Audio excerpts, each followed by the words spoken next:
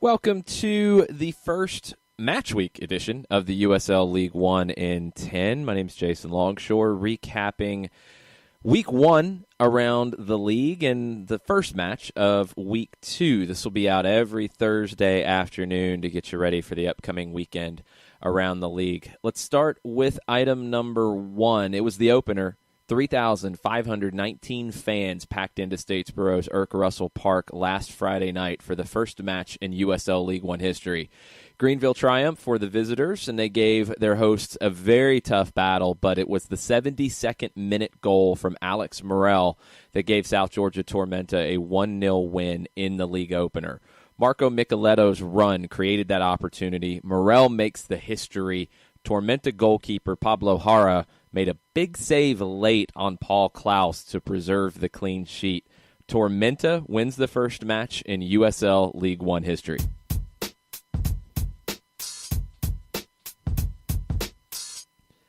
Number two on the list, Guillermo Delgado led FC Tucson in a 3-1 win on the road at Orlando City B. Delgado scored twice. Made it a little bit easier after Randy Mendoza's red card. It was an awful tackle from the Orlando City B defender along the touchline in the 45th minute. Delgado had already opened the scoring in the 22nd. After the red card, before the halftime whistle, Delgado assisted on Christopher Wright's goal in stoppage time, and then Delgado put the match away with goal number 3, his second on the night, in the 54th minute. Christopher Osei-Wusu did cut into the lead for Orlando City B in the 56th minute, but that was all Orlando could muster in the 3-1 loss.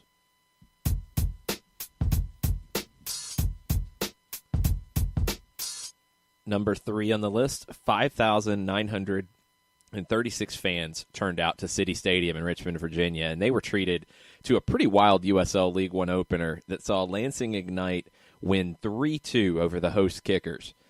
Lansing, they started on the front foot. They created a number of chances early on. They opened the scoring in the 19th minute through Robinson Moshabane. Lansing kept up the pressure. They forced a turnover. Xavier Gomez finished that off for goal number 2 in the 27th minute. And then on the other side of halftime, Gomez, from a set piece, assisted on the third goal. Kevin Koifik's header on the back post made it 3-0 in the 49th minute. Richmond fought back. They made a match of it. It started with a right-footed blast from Maxi Rodriguez in the 68th minute. Joe Gallardo converted on a penalty in the 76th as Richmond cut that lead to 3-2. They ran out of time, unable to find an equalizer. Lansing escapes Virginia with the 3 points.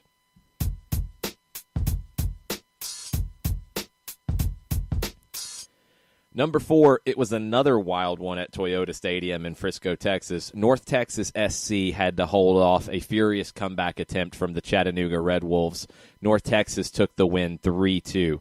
16-year-old Ricardo Pepi, he scored a hat trick in his professional debut. This is a kid who's been scoring a ton of goals in preseason. He scored a ton of goals last fall in U.S. Soccer Development Academy play. He continued to do it in USL League One with the first hat trick in league history.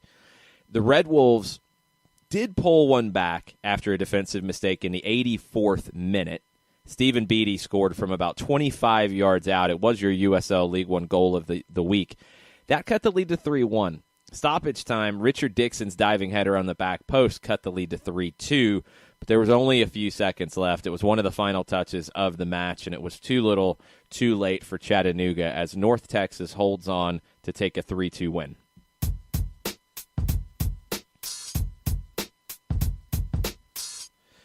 Number 5, look, it's no surprise. First hat trick in league history. You're going to be the first USL League One player of the week, and that's Ricardo Pepi. To add to his week, he was called into new US U17 manager Rafael Vicky's first training camp ahead of the start of CONCACAF U17 championship play next month. Pepi holds eligibility for both Mexico and the United States, but he has previously played for the U17s at the Nike Friendlies in 2018, scored the game winner against Turkey. He was the first signing for North Texas SC, and he is your first USL League One player of the week.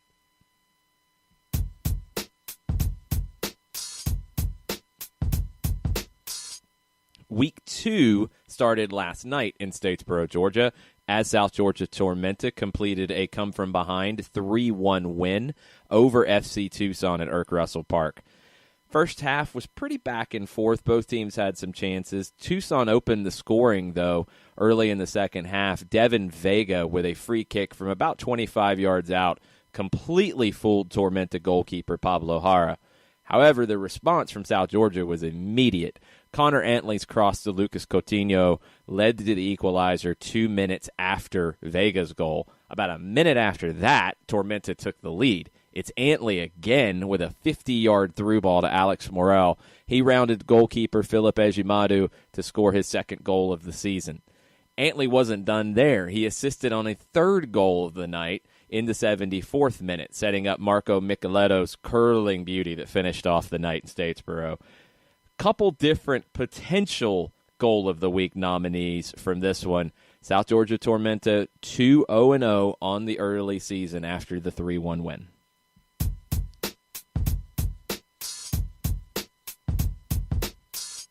Number 7 on the list, let's start looking ahead to the rest of Week 2.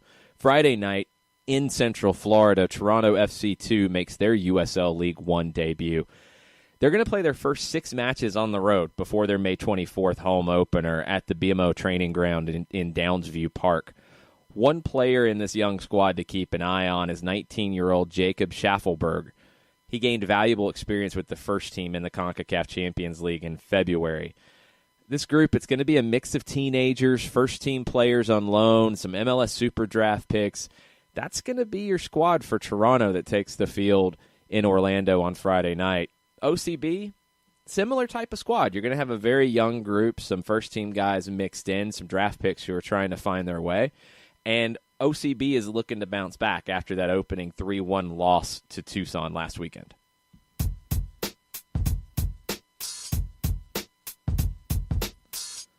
Number 8, we head to Tennessee. Saturday sees Chattanooga host Forward Madison in their inaugural match. The Red Wolves, they'll be playing at David Stanton Field this season while they're pursuing the construction of their own stadium for the future. Defensively, Chattanooga made some mistakes in possession that Ricardo Pepi pounced upon in the opener in North Texas. They've got to be tighter in their home opener in that regard. Forward Madison, they have a squad full of veteran experience for their inaugural season. You'll recognize some familiar names from USL play like Connor Tobin, Don Smart, J.C. Banks. Those guys are going to be expected to lead manager Daryl Shore's squad. The affiliation with Minnesota United, we'll see a few Loons go full Mingo from time to time, maybe even this weekend as Forward Madison has teased on Twitter this afternoon. We'll wait and see who might be joining them for their opener from Minnesota United.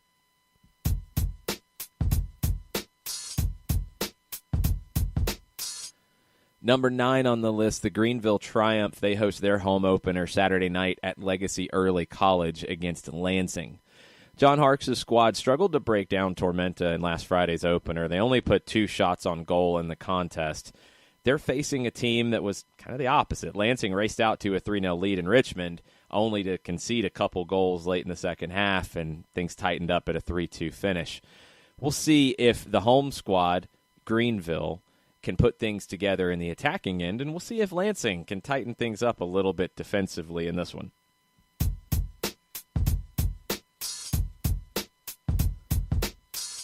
Number 10, South Georgia Tormenta. They go on the road for the first time this year as they travel a little north to Virginia to face the Richmond Kickers at 5 o'clock Eastern time at City Stadium. Richmond last week against Lansing, they won the possession battle. Tormenta, in both of their matches, they've looked strong on the counterattack and have conceded possession a little bit. It's going to be interesting to see which style wins out in this one. That's your review of Week 1 and a little bit of Week 2, and your preview of the rest of Week 2 on the USL League 1 and 10. We'll be back next Thursday to look at Week 2 as it gets put in the books this weekend. Thanks for listening. Talk to you next week.